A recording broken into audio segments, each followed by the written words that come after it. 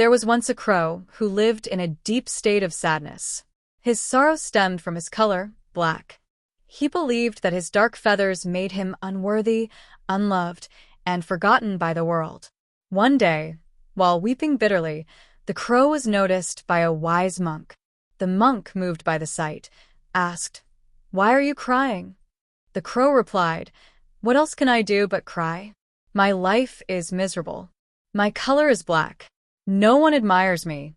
No one keeps a crow as a pet. No one offers me food. I scavenge through garbage to survive. God made me a crow, and I despise my existence." The monk listened patiently and then asked, "If you could be reborn as another bird, what would you choose to be?" The crow thought for a moment and said, "A swan. A white swan. White is the color of peace and beauty." The monk nodded and said, "Very well, but before I grant your wish, I want you to meet a swan first." Curious, the crow flew to a nearby lake where he found a swan gracefully gliding over the water. Overwhelmed by admiration, the crow exclaimed, "Wow, brother, you are so beautiful. You must be the happiest bird in the world." The swan sighed and said, "Who told you that I am happy?" The crow was surprised. "Are you not?" "Not at all," the swan replied. "People admire my white feathers, but they also associate my color with sadness and mourning. They find me ordinary. I wish I were colorful like a parrot." Shocked, the crow returned to the monk and told him what the swan had said. The monk smiled and asked the swan, "Would you like to be reborn as another bird?" The swan eagerly replied, "Yes. Make me a parrot." A parrot has a vibrant mix of green and red. People love parrots. They keep them as pets, and they even teach them to talk. The monk agreed, but instructed the swan to first meet a parrot. So the crow and swan set off in search of a parrot. After much effort, they found one perched on a tree branch. Excitedly, they said, "You are amazing. Your bright colors make you stand out. People care for you and even name you.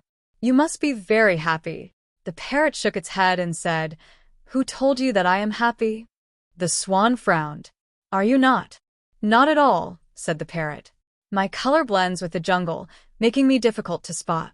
You struggled to find me, didn't you? And though people keep parrots as pets, they also trap us in cages. I long for freedom." The crow and swan were bewildered. They returned to the monk, who smiled knowingly.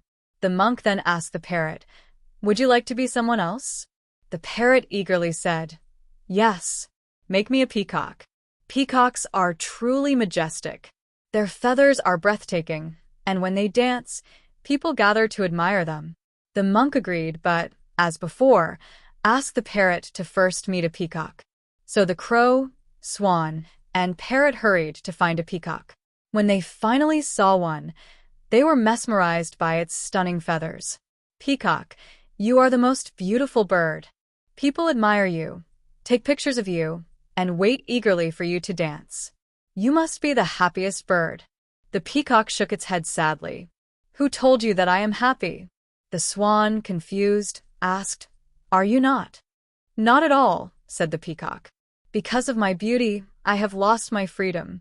Humans capture me, lock me in cages, and display me for their pleasure.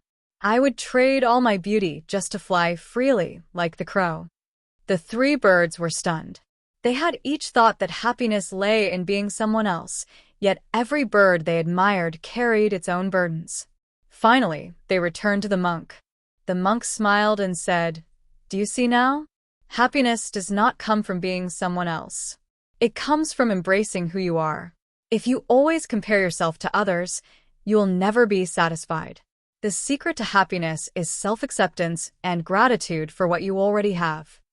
The crow, swan, and parrot bowed before the monk, their hearts lighter than ever.